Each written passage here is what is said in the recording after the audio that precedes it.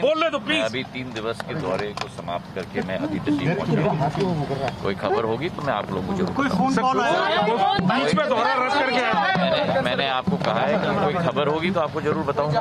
अभी दौरा समाप्त करके मैं आया हूं। मैं श्रद्धांजलि देने के लिए और सांत्वना देने के लिए मालवा के 6 जिलों का दौरा समाप्त किया है। मैंने समाप्त करके मैं दिल्ली वापस आया। तो खबर होगी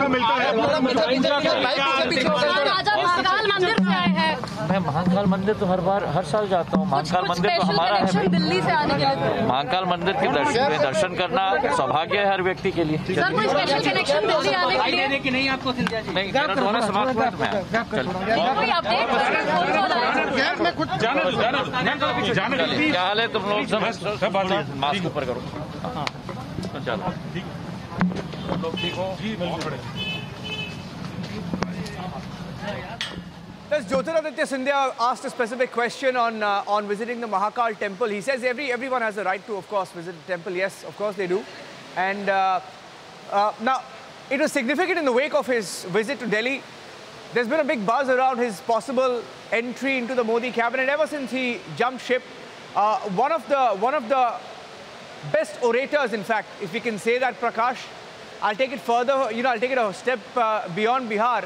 As Prakash joins us, Prakash has many years of experience in reporting on politics, close to 2 years of experience. Prakash, we've heard some of those speeches of Jyotiraditya Scindia, sometimes seated next to Rahul Gandhi, but some of his best speeches, and he's a very, very powerful orator, will be a shot in the arm for the BJP, isn't it, and the Modi cabinet.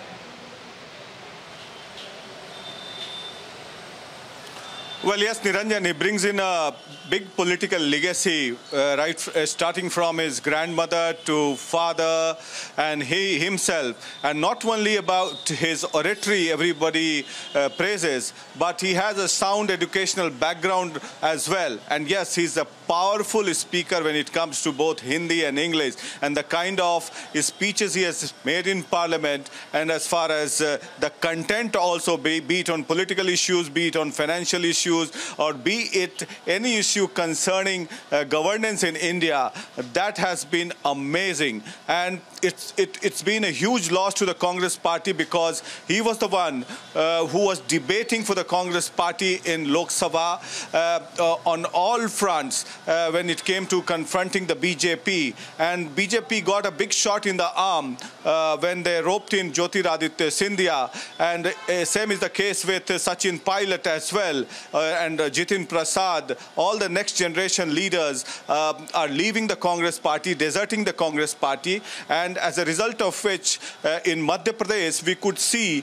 that the BJP was able to form the government. Now, what is the importance of Jyotiraditya Scindia in the present political context is that BJP will get a big shot in the arm, and a message will be sent in the political spectrum of Madhya Pradesh that they are ready to look beyond Shivraj Singh Chauhan. And here is a leader who's a young leader who can take the state forward. And second, on the national level also, they will enhance the political pool by inducting Jyotiraditya Scindia, who's a suave, educated, very big orator when it comes to both English and Hindi, will present the government, represent the government on the national level as well as abroad also. And we are sure that he may be getting a big assignment as well. And keeping in mind the fact that Uttar Pradesh is going to face elections next year, and also he belongs to the Thakur community, and a message will be sent to the Thakur community in Uttar Pradesh also that, look, we have inducted, because Thakur and Brahmins form a formidable combination in Uttar Pradesh, close to 20%. And that's a big chunk when it comes to mobilizing the votes are concerned, because upper caste themselves have a big sway as far as political perspective is concerned. So Jyotiraditya Scindia's induction will be a massive gain for the BJP, both at the national level as well as the state level, and also on the level of governance.